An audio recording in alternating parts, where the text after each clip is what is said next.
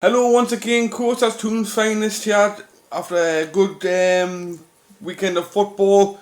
I think Newcastle played well in the game against West Brom, slowed out the blocks.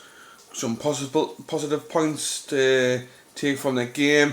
Yet another solid performance. I feel we leaked a goal, but Suzuki's strike, what a fucking pearler.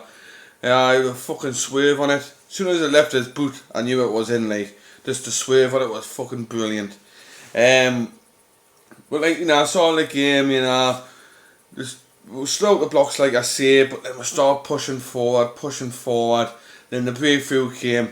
Gouffran wasn't the most spectacular goal, but the old count, and I think Gouffran this year has proven his worth. He's settled into the team. He puts in a good shift every game. Probably one of the hardest working players on that pitch at the minute. But Chectio, he had another good performance. I feel he was getting the ball nitty gritty. He's getting it towards the end of the game. After Suzuki's pearler, Brunt's good goal. It was a good goal. It was unstoppable. Tim Krul couldn't do out about it. But it was a few. I feel the ref lost it a little bit. It was very inconsistent. Especially at the end when we took a shot and it was a definite handball. His arm went up like that, hit his fucking arm, that's handball in my book. He didn't give it and he was standing fucking in front of him. What the fuck's going on? But there was another point in the game I would like to bring up. I loved that little soda barge. I forgot who it was on now. Ridgewell, I think. Was it Zotan Ridgewell? Front of the linesman. Boom! Get out of the way, you little bastard. I want that ball. Absolutely fucking fantastic. Showing that they want the ball. I seen in the Chronicle today, the half time at Goodison Park changed the season. You could see that, but I think the kick up the arse what the Mackin game losing that game, coming to reality that the last two derbies were lost now. I think it's give the players a bit of a kick up the arse, and they're proving their worth now. Gelling really well. You've got players like fucking Remy, brilliant. But what's unsettling is when like Kabai and like Colaccini, I wish they just keep their mouths shut. We're flying high, we're playing well, we're getting up that league, and then they come out and say, "Oh, I miss Champions League football, Kabai," and then fucking Colaccini wants to go back to Argentina. Why spoil the great high we're on at the minute? But we've got to look at a January transfer window. It's only a few weeks away. Who do we go for? From what I heard from a good source, Paul Anderson, we could get Gomez for 2 million because he won't say a new contract and his contract's coming to the end. So we could get him really on the cheap. Imagine him and Remy up front for the second half of the season. I know Amiobi's playing really well, and I don't want to knock Amiobi, but we all know he picks up knocks easily and stuff like that, so we need another striker. People saying you should get rid of CCA at the January transfer window. You won't get too much money for him for starters, but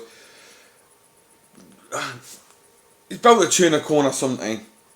It wasn't just fluky how he started his career at Newcastle, so I would say a bit harsh, to get rid of him, see how the season goes. But if you get someone like Gomez from Leon, him up front, I think would be a really good partnership with Remy.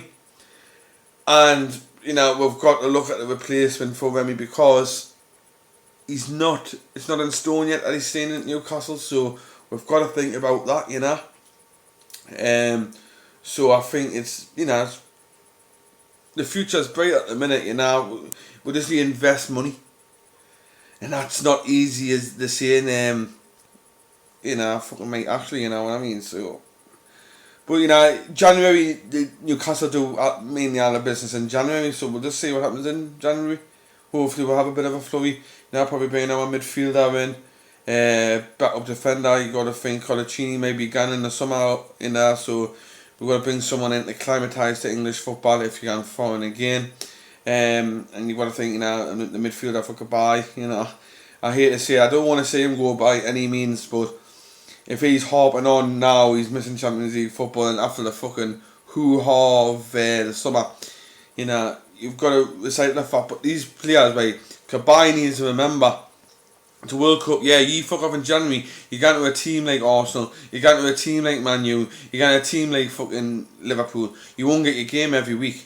Because I tell you what, they've got big squads and strength and depth and some quality there, you know. So you've got to think he's one of the first on the team sheet in Newcastle, and it's a World Cup. Yeah, you need to think about that. So remember, give her a like on Facebook, all aboard a Toon roller coaster, at Pods Boys on Twitter.